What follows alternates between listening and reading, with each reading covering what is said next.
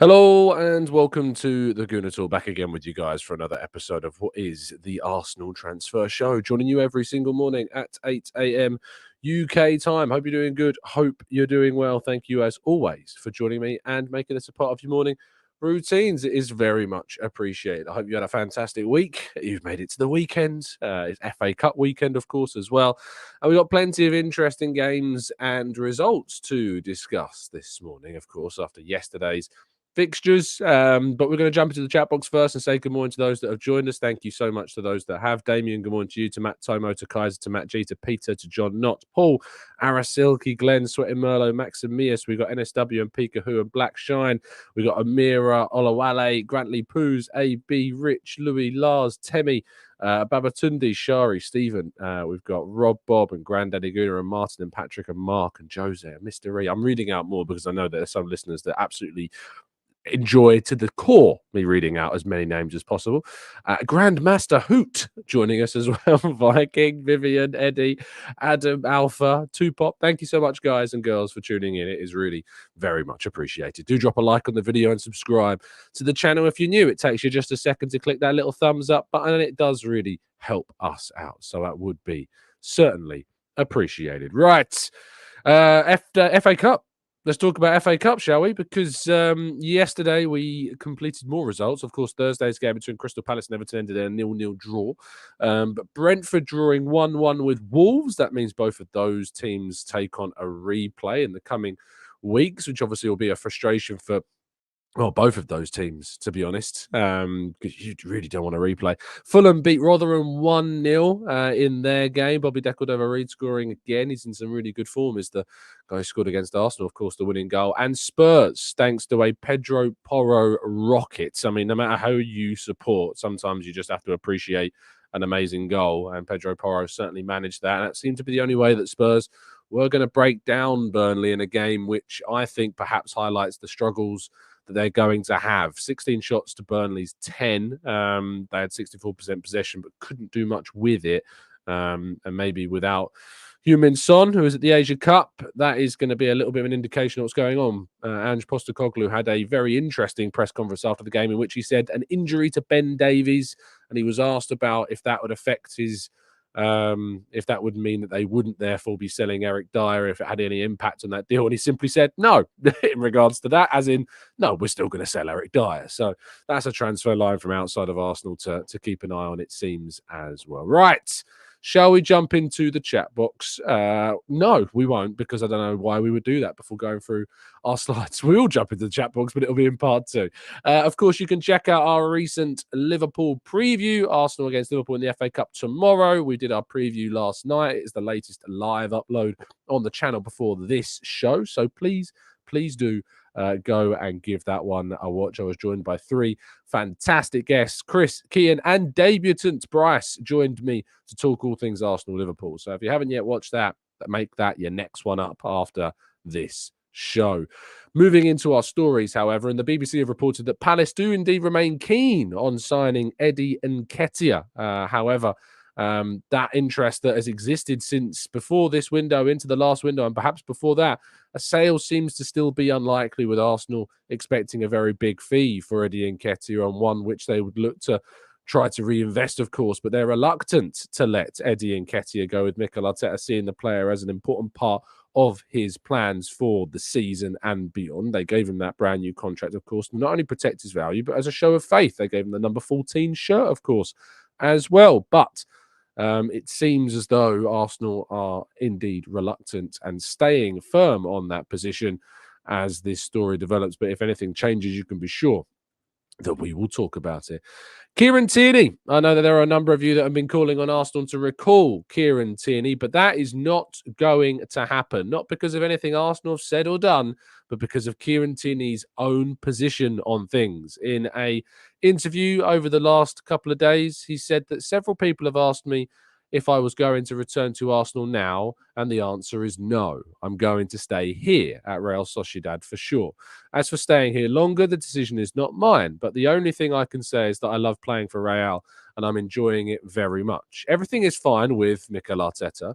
Last year, I didn't play and spent a lot of time on the bench. But this is football. I have no problem with it. I had almost no injuries. I played about 30 games coming off the bench, but I felt fine. Everyone knows that the Premier League has much more money. All clubs competing in that league can buy footballers for 30 million euros. It's quite a low amount, Kieran. I think significantly more than that. That's the big difference, he says. But when it comes to quality, I don't think I agree about the difference between the leagues. I think La Liga has extraordinary footballers. A really interesting and honest interview there from Kieran Tierney talking about the capacity for him to leave. He seems very focused and set on staying with La Real until at least at the end of the season and maybe beyond. I think he recognises that his time at Arsenal is very difficult to see a future with. The role that has changed in that position has obviously meant that he can't play to his maximum capacity because he's a different style of fullback, and that he's enjoying himself in Spain. And I think from an Arsenal point of view, we want Kieran Tierney to do well because we want Kieran Tierney, if indeed he does decide to move on in the summer or Arsenal decide to sell him, to go for a good amount of money. His contract with Arsenal expires in 2026. It's not like he's down to 1 year left on his deal. He has 2 years left on that contract. And so therefore, we want him to do well. And then we can try and get a very good fee for him with that amount of time that remains on his deal with the club. So I think it's a positive thing. He stays, he continues to perform well. Hopefully he stays injury free, but that's never a guarantee with Kieran. But yeah, let's keep those fingers crossed that it works out well for all parties in the end. And lastly, Mikel Arteta's press conference took place yesterday. He was asked about a number of topics, including the latest team news on Alexander Zinchenko. So he said that he's progressing well. We have another training session tomorrow and we evaluate whether he is available or not to play the start of the game. And as for the rest, there is no actual news. He was pressed on Thomas Partey not going to the African Cup of Nations, and he says it was about common sense. He has a long-term injury and he really wants to push his rehab. He really wanted to be with the national team, but he is still far from training with the team, and it didn't make a lot of sense for him to be involved. Arteta was asked a little bit further about how if he will be out for weeks or months. He says hopefully it's weeks. How many weeks it will be will depend a little bit on how long the next step of training with the team will take him, but he's progressing well. On Kieran Timber, he says, unfortunately, there's a very long-term injury. He's doing really well, but he's still far from being fit to train with the team or something to compete with the team. So we don't expect him back anytime soon. It's what we have, the situation that we have now as well with Tommy having to leave, and we have to cope with that. And I think this is important. Remember, I really did stress to people to stop getting their hopes up about a really early return for Kieran Timber. I've said for quite some time, the earliest I would ever expect Kieran Timber back is March. That has been the timeline ever since the injury, and that continues to be the timeline, unless there was a significant step up that saw him return to training in February, that we might get him back a little bit sooner. But those suggestions of training in Jan, training in early Feb, never, ever, ever were on the cards. Don't really understand where they came from, to be honest. He was also asked about Fabio Vieira, and he said he was doing well, but it was a surgery that required two different things to get results, which is quite an interesting response. He carries on by saying the first signs are good. Obviously, he is still a bit far from where we want him to be, but he needs to keep working, and hopefully in the next few weeks we can have him. So it was a surgery that required two separate fixes for Fabio Vieira. Whether or not he's been playing with a knock, we don't really know the full extent, the intricate details, if you like, of that injury. But to hear that it required two separate fixes is very intriguing indeed. He was asked, obviously, about the transfer window, about whether left back is a priority. He says, we are open in the transfer market, but again, the emphasis is on making the most out of the players that we have.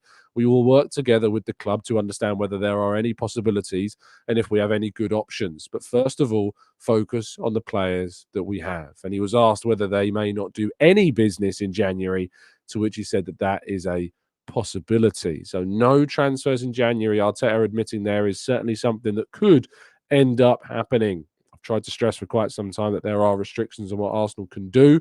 It's not about defending the club in any way. Trust me, I'd rather they spent the money. But the reality is that the situation is that Arsenal have those restrictions in place, and that makes things very, very difficult for Arsenal to do the business that they might want to do.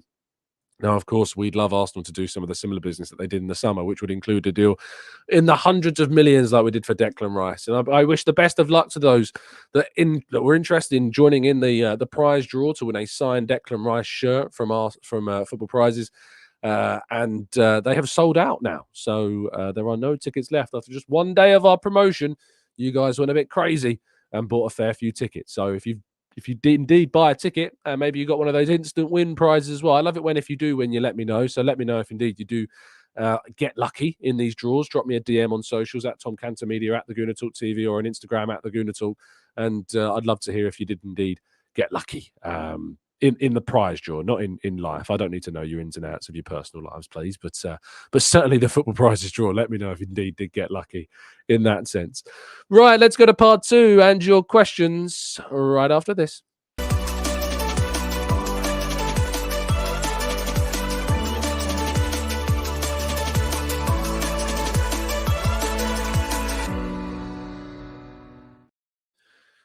All right then. Question marks, yeah? Let's go into the chat, shall we? Let's scroll up a little bit and get your thoughts. Howdy, Tomcats, says old Dave. Sorry for my lateness. You're forgiven. Charles says, morning, Tom. Why is it so hard for Mikel Arteta to play Smith Rowe in the left centre mid position? You can do that with Kai and progress the ball potentially better. I think it's the defensive output of Smith Rowe that's probably a concern for Arteta. That side of his game is not necessarily as successful as what Arteta would like to commit to him playing in that position. So I think that probably excuse me, probably affects things. Champions Bar says, morning, Tom. Do you think Arsenal are overcoached? Overcoached. Well, we're in a title race for a successive season. I think maybe things are a bit too intricate right now. Overcoaching. I mean, I'm not a coach at the end of the day, and I'm assuming that maybe I might be wrong, but maybe you're not. It is difficult to know whether we're overcoached because I'm not one.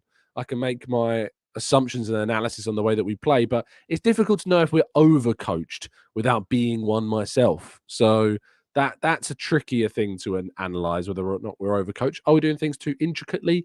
I think maybe we're not trying enough. I don't think we're not injecting enough invention and idea and unpredictability and urgency into the team. But again, without being one, it's difficult to know if you're over coaching.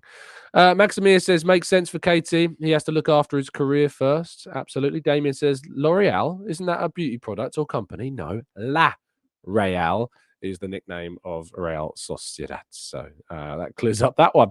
Matt says, someone walked by my apartment in Chicago earlier today wearing a Liverpool hat. Would it have been appropriate to yell something out of the window at them?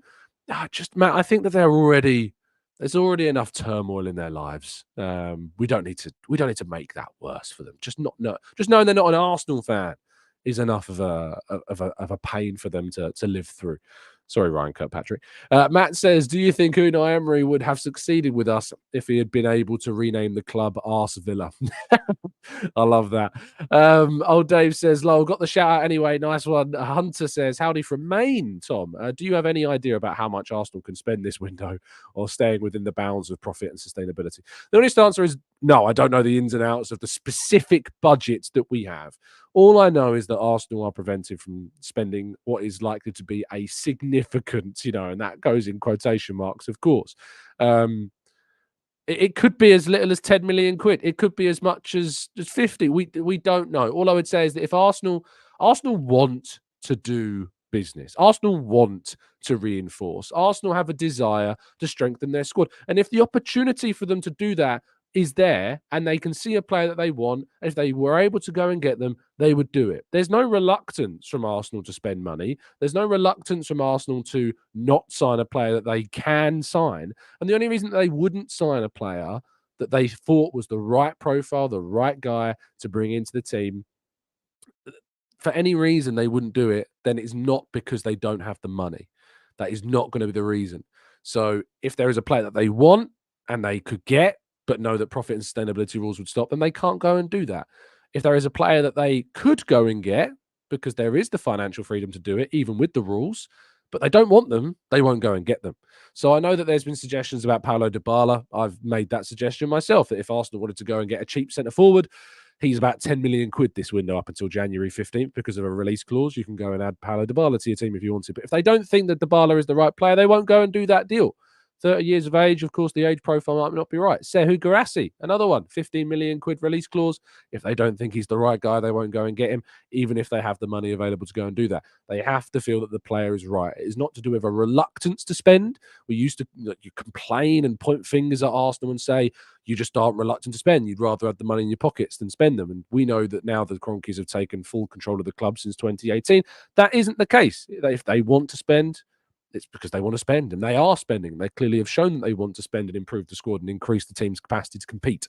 So if they spend, it's because they can. If they don't spend, I would imagine it's because they aren't able to spend the way that they want to. So there you go. James says, Arsenal never spend money. Why? He's trying to wind me up. I get it. I'm not going to bite to your quibbles. Pritham says, is Onana a pure DM or can he play box to box? How would he fit? He's more of a pure DM. He doesn't have the same like progressiveness as a box to box midfielder. He would be a sitter in that number 6 role for me if we were to bring him in. If it was a choice between him and Zubimendi, I'm choosing Zubimendi. I think Zubimendi's a fantastic progressor of the ball and a 6 as well. So I would choose the Spaniard over the Belgian. Exodus says, because you can only spend if your club makes massive revenues, Arsenal is not that big of a club, apparently. Real Madrid spends like there's no tomorrow.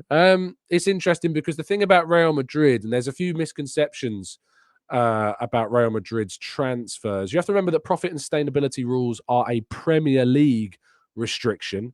So that's the first thing to point out. Real Madrid don't work under profit and sustainability rules.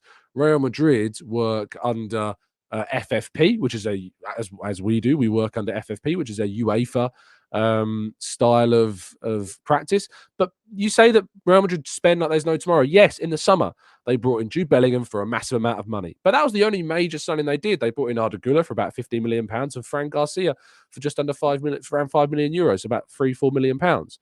You look at the season before that, they brought Tchouaméni and they brought in Rudiger on a free. That same window, they sold Casemiro, they sold Borja Mayoral, they sold Takefusa Kubo, they sold Miguel Gutierrez, and they made more money during that window than they actually expended. If you look at the season before that, they bought Eduardo Camavinga and they brought in David Alaba on a free. They sold Rafa Varane. They sold Ødegaard. They loaned Brahim Diaz on loan and got a loan fee for him. They made more money in that window than they spent. You look at the window before that, they didn't buy a single player. Not one in 2021. They sold Achraf Hakimi, they sold Sergio Reguilon, they sold Oscar Rodriguez, they sold Jorge de Frotas, and they sold Javi Sanchez. And they loaned a few players. And they sold Alberto Sora and Danny Gomez as well. And I loaned a fair few more on top of that, including Ødegaard, of course, to Arsenal. And they got around £100 million during that year. You look at the season before that, that's where they spent big. Eden Hazard, Luka Jovic, Eder Militao, Ferland Mendy, Amondi, Rodrigo, Renier, Alberto Sora. They spent around £300 million that summer. But they still sold Mateo Kovacic, Marcus Llorente, Teo Hernandez, Raul de Tomas, Keylor Navas. And they made about 100 million. So they offset that really, really well. And then the following seasons, of course, they made money back.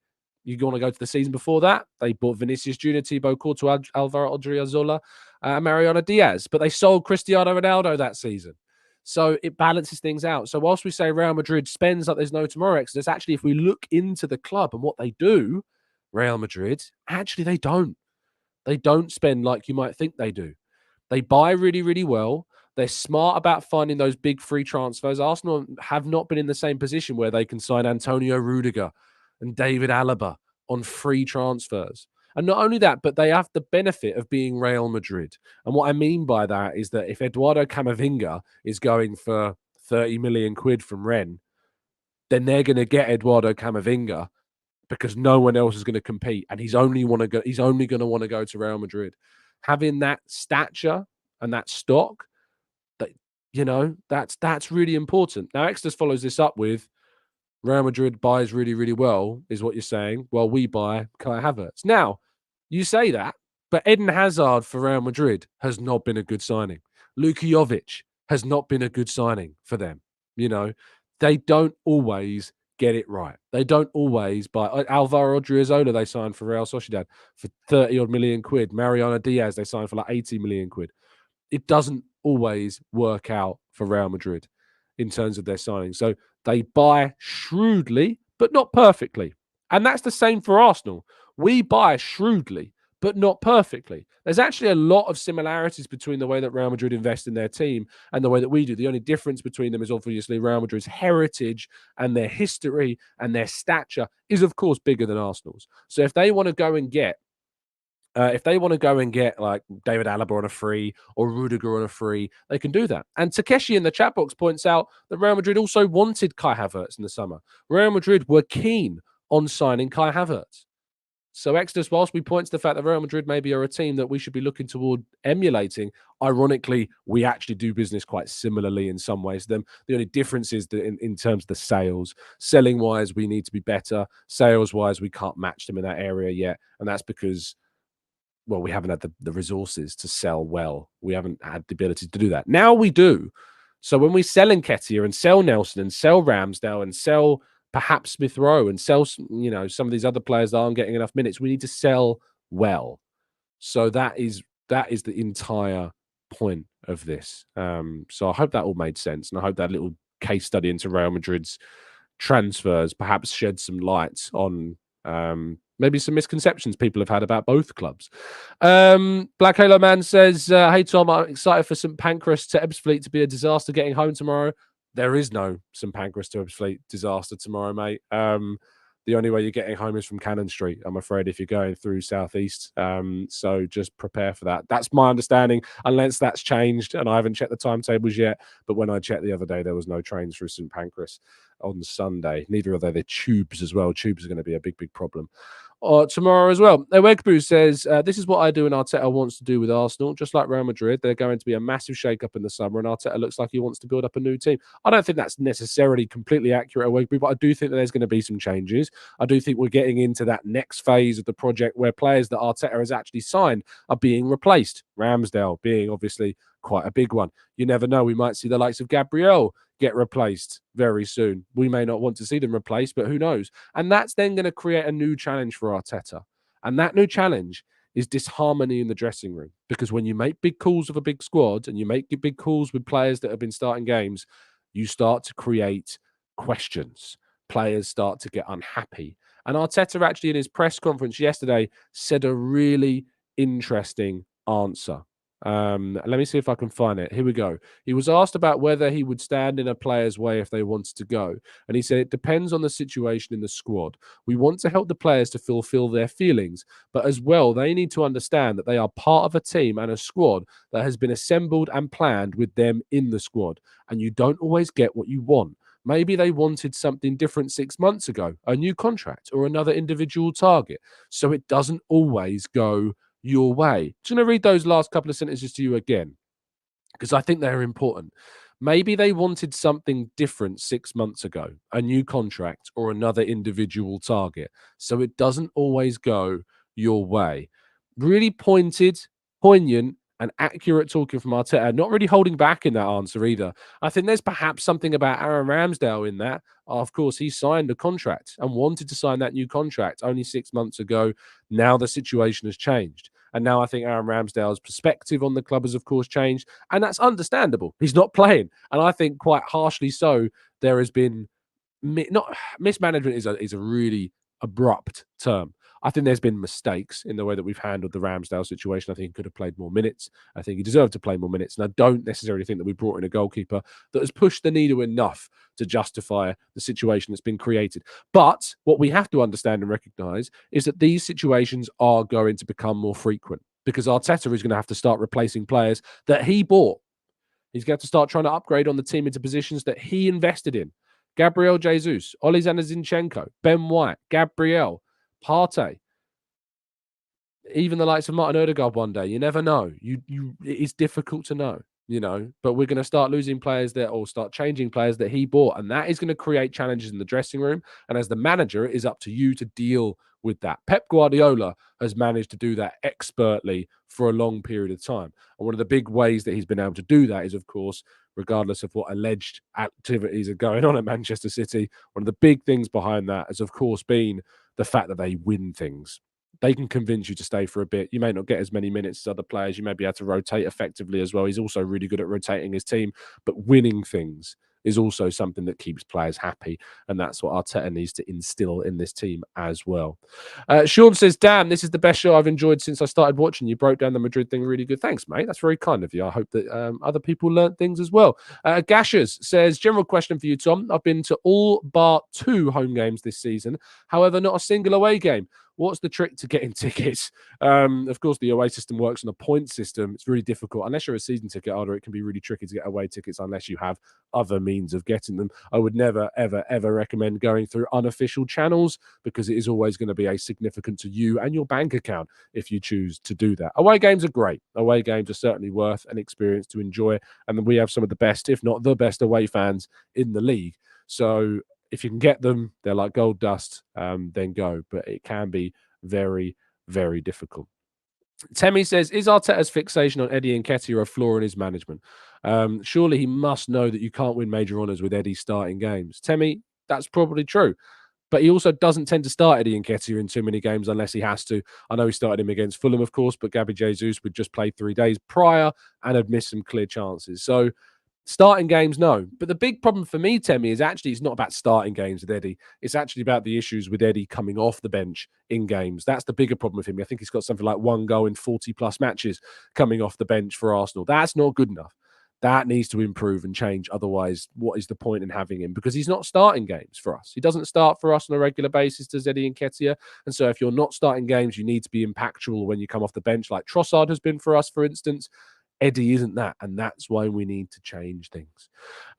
James says, I feel like Pepper's done that about 115 times.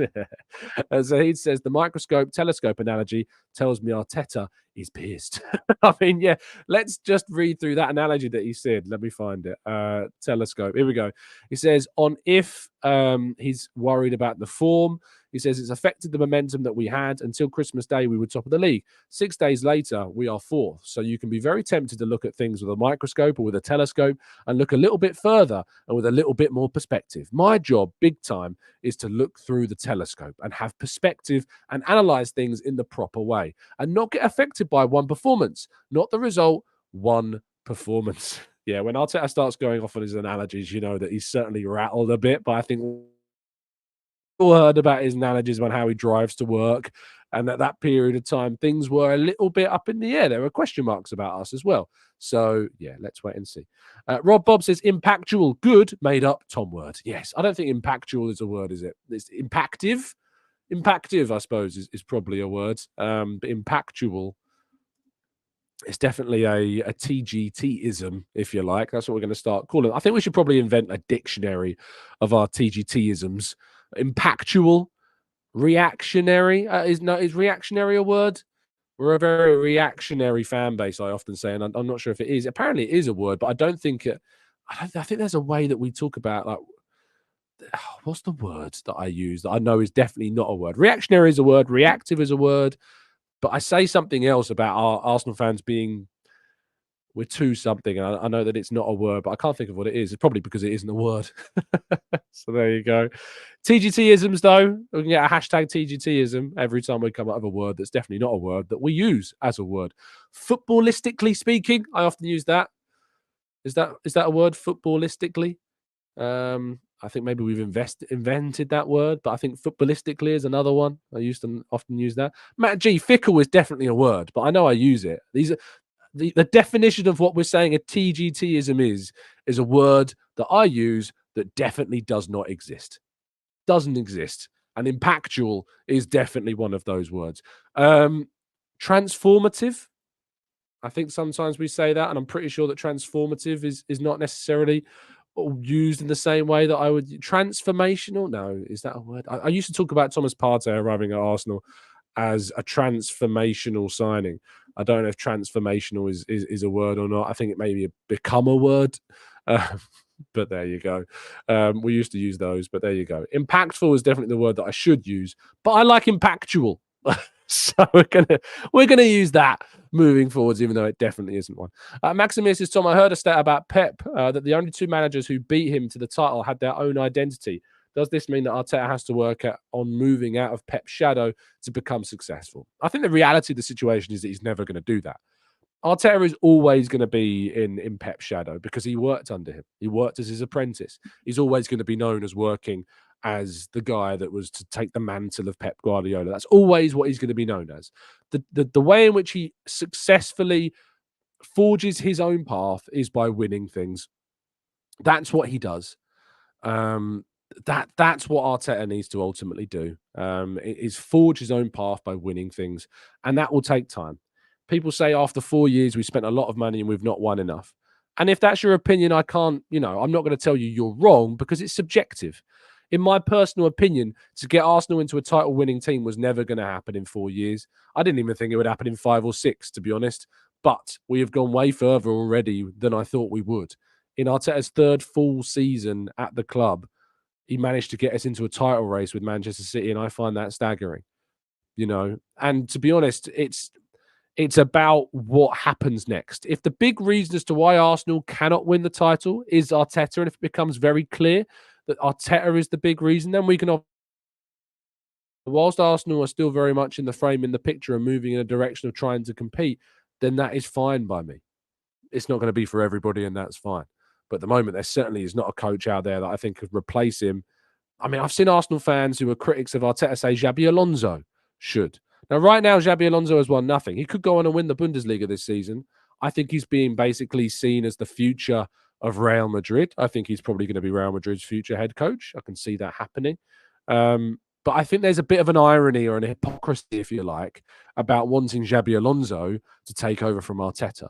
Because Xabi Alonso is a project manager and he's working his project at Bayer Leverkusen right now. If you turn around and said that you wanted Ancelotti, if you wanted, players like managers with the pedigree of winning things, Allegri, I guess you could maybe talk about to take Arsenal to that next level. But there's no guarantee that you're going to be able to do that. You look at the appointments that have been made at other clubs and it's not worked out. Just because you won things elsewhere doesn't mean you're going to win things at Arsenal. Zidane's a really interesting one you see suggested because he only won things at Real Madrid, a club that he knew the inside and outs of because he worked there at the youth team and then went for. Why has he not taken a job anywhere else since? There's a really big question mark about that. Why has that not worked out? Tuchel, says Aki. Tuchel's a really interesting one. Eventually, it really fizzled out at Chelsea, despite winning the Champions League, and now he's at Bayern Munich, and Bayer Leverkusen are giving him a really good run for his money in the Bundesliga. And Borussia Dortmund should have probably won the league last season as well, although I don't think. Was he in charge, Tuchel? At the end of last season, I don't think he was. Vesman says, first time joining live from the States. I enjoyed the show. Keep up the good work, Tom. Thank you, mate. It's really kind of you to drop in a super chat. Very, very kind of you indeed. Jimbo also dropped one in as well earlier. Says, sorry I was late. Question, morning, Tom. If we cease buying or loaning in players this month, do you think we will spend a lot in the summer? It's different in the summer because your slate is effective, not wiped clean, if you like, but of course, you're monitored over a 3-year period under profit and sustainability rules where you can make a loss each year. We're still in that year where we might be making that loss, and we need to worry about that. Champions League revenue is going to help. Player sales of the likes of Balogun have certainly helped, but we've spent a lot of money. We spent 200 odd million, and we need to be worried about that. We need to be concerned about the fact that we've spent that amount of money. We still need to comply with those rules. Vegas Gunner says, Tom, do you think we won't get anyone new until we move Cedric or El Neni to free up space in the squad? Aren't we maxed out with 26 players? We can only register 25 players. It's worthy of asking that question. It's also, someone pointed out to me, I think in a comment section or a tweet the other day, that, we need to worry about the homegrown quota. We always talk about selling Nketiah and Smith Rowe and Ramsdale and Nelson. These are all homegrown players. Now, there's not a rule specifically on how many homegrown players you must have in the squad, but there is a rule on how many non-homegrown players, which is 17. You can register 17 non-homegrown players. So if we let Ramsdale and Nketiah and Smith Rowe and Nelson go, we're going to have to start looking at some English players. So which is why I see sometimes the benefit of Dominic Solanke as potentially an option at centre forward. To bring in some competition at a reasonable price tag, if that is indeed what is available for in the summer. Whereas Tony for £100 million is just a bit crazy. even though, of course, he would also count as homegrown. And that's why Yoral Hato it's important to point out is an option for Arsenal, because if he spends 3 years at Arsenal before the age or between the ages of 18 and 21, he would become homegrown for us as well. So that's also worth pointing out. Youngskin says, Tom, we don't need to worry about January transfer windows. Edu knows what he is doing. We just need to pass the Liverpool test tomorrow. I do have faith in Edu as a technical director, or as a sporting director, I should say, since his promotion. He won the Best Director Award in 2023, and I think there was a very clear reason why he won that award, because he's managed to build a very good squad with Arteta. He gets the deals that Arteta wants done if he can. Now, it's not always possible. We can't always sign Lisandro Martinez or Rafinha or Mudryk or Mason Mount even at times, you know. But when we try and get the deals done, we can.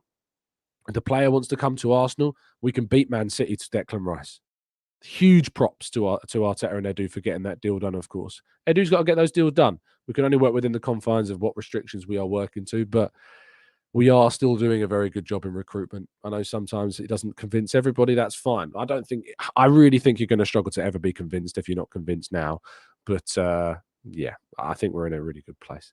Matt G says, let's get that Bellingham lad. Which one? They're both exciting. You're never going to get Jude, but maybe you can get Job. Sunderland player who's going to be playing against Newcastle, of course. Exciting talent. Still only 18, I think, years of age and doing really well in the Championship. He's going to be getting plenty of credit. There is something about the name. I think the name definitely will add more attention and price to him. But that's worth it. Rob says, the 5-stage plan Arteta talked about, where are we and how far ahead are we? I don't know. Only he knows. You know, it's the only way we'd ever know is if he told us. We don't know. He only knows. The club only knows. There you go. Right. Thank you so much for listening, people. Really appreciate your time. We're going to drop the show there. Have a fantastic weekend. Enjoy yourselves. I'm off to watch some football today. Gillingham against Sheffield United in the FA Cup. Then tomorrow I'll be at the Emirates for Arsenal against Liverpool. Very much excited for that. Thank you, everyone, for listening. Stay safe, stay well, stay happy. And as always, up the Arsenal.